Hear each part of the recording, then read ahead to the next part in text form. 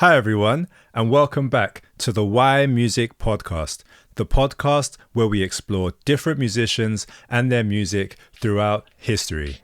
And today, we're going to learn about the pianist Chick Corea.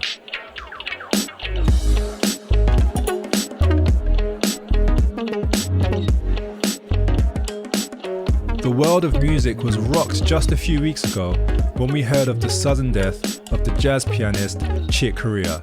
And I thought, what better way to honor someone who meant so much to so many people than to do a special podcast all about him. So, here we are.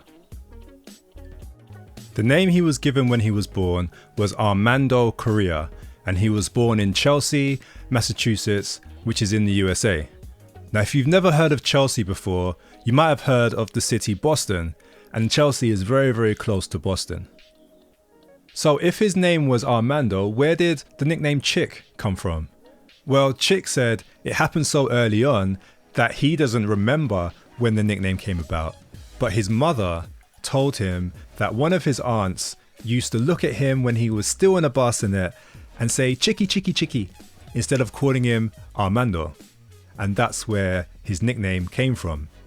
Speaking of his names, something that's really interesting is that his middle name was Anthony, but later on in life, he changed it to Antonio because that was his Italian grandfather's name. His father was a jazz trumpeter, and he taught him how to read music and got him to start playing the piano when he was about 4 years old.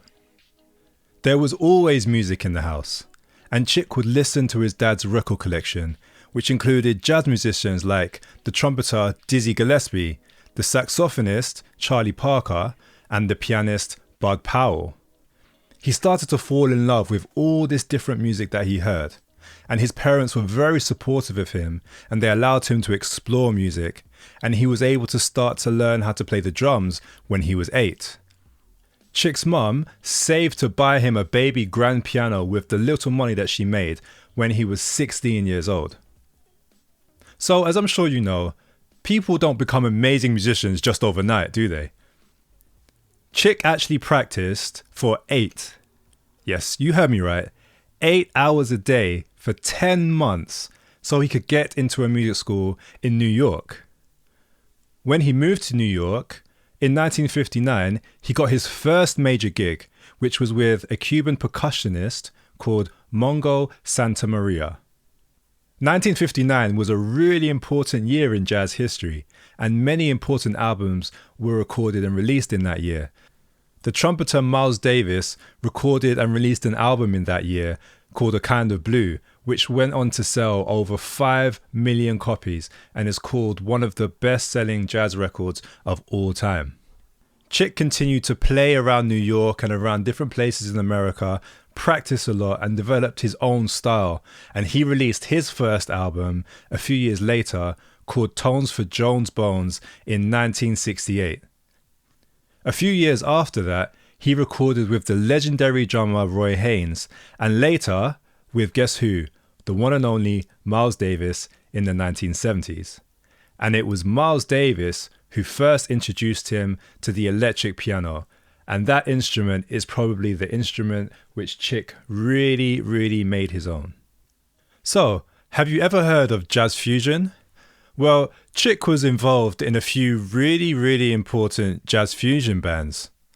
After recording a couple of albums with Miles Davis, including one called Bitches Brew, he formed his own band called Return to Forever. With this band, you can hear his experience in many different genres of music as his band fused elements of jazz, funk, rock, and Latin American styles over time to achieve something which was really unique and inspired many people around the world. Remember that I told you that he learnt to play the drums when he was 8 years old? When you listen to him play, you can hear so many rhythmic ideas. Sometimes it even sounds like he's playing a drum of some kind. When you combine his rhythmic ideas and his percussive style with his vast knowledge of harmony, you get an amazing sound as well as the sound of many different genres all rolled into one. As you can imagine, he wrote a lot of music as well, and one of his most famous compositions In fact, probably the composition that he's most well known for is a piece called Spain. He recorded this piece in 1972 with his band Return to Forever. Not only was he well known as a great improviser and a composer, he was also known as being extremely generous with his time and gave a lot of advice over the years to many, many people. Back in 1985, he sat with a group of students at Berklee College of Music, which is not too far away from where he grew up in Boston, and gave them a list of 16 bits of advice. Now, I've put the whole list on our website, but I want to talk about number 9 on that list, and that was this. Guide your choice of what to play by what you like, not by what someone else will think. And that piece of advice really stuck out to me. And I want to ask you, how many of you play or write music because you think that's what other people want to hear? Honestly, ask yourself, how many of the choices that you make are based on what you like and what you want to play? Chick's career lasted over 50 years, and as you can imagine, he won many, many awards. He actually won an amazing 23 Grammy Awards, including twice for Best Instrumental Album and an amazing 8 times for the Best Jazz Instrumental Performance. It almost goes without saying that he played and performed with so many amazing musicians from around the world. People such as the guitarist John McLaughlin, the bass player and vocalist Esperanza Spalding. He recorded a whole album with the pianist Hiromi. He and the legendary pianist Herbie Hancock went on tour together. He played with the vibraphone player Gary Burton, the vocalist Bobby McFerrin. The list goes on and on and on. Before he passed away, he left a message for the world.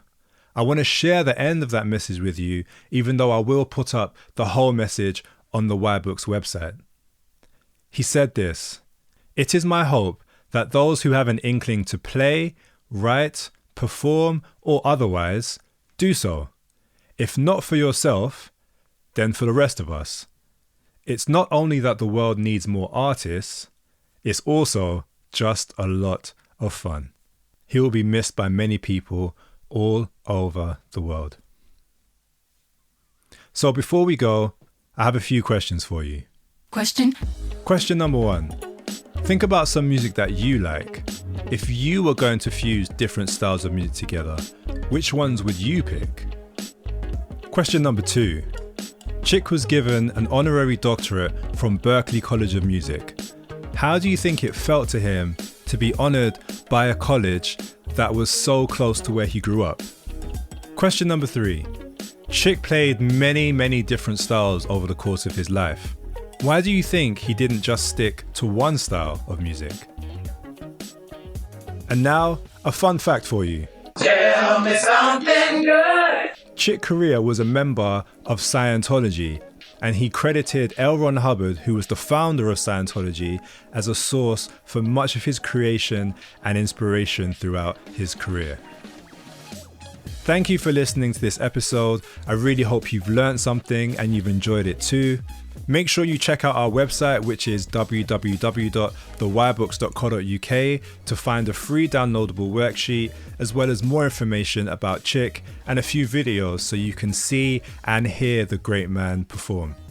So until next time, listen to some of Chick's amazing music. Think about how much of the music you make and play is about what you want as opposed to what other people want. Stay safe and peace.